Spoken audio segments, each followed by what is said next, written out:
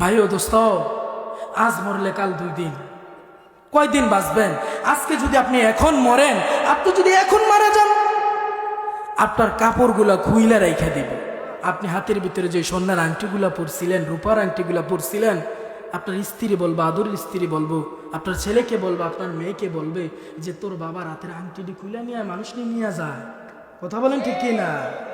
চিন্তা করেন, হাতের আংটিটি আপনার রাইখা দিবে।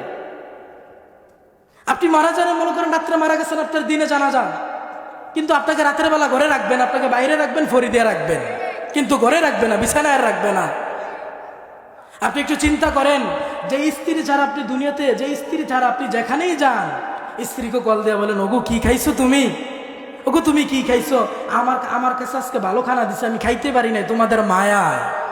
আমার জিটার কারণে আমি খাইতে পারি নাই, আমার মেয়েটার কারণে আমি খাইতে পারি নাই, আমার ছেলেটার কারণে আমি খাইতে পারি নাই। এতটুকু মায়া, যে স্ত্রীর জন্য এত মায়া করলেন, যে ছেলেটাকে আপনি বুকে না নিলে ঘুমাইতে পারতেন না, যেই সন্তানটাকে আপনি না নিলে ঘুমাইতে পারতেন না, যে স্ত্রীকে না দেখলে আপনার ভালোই লাগতো না, আপনি মারা যাওয়ার পর আপনার বাসা বাড়িতে দেখবেন, আপনি মনে করেন সকালবেলা মারা গেছেন, জোরের সময় আপনার জানাজা, পার্শ্ববর্তী কোনো ঘরে আপনার জন্য, কোনো ঘরে দেখবেন আপনার চাচাতো ভাই, আপনার চাচা যেটা কোনো না কোনো ঘর পাক করবে, করবে কি করবে না?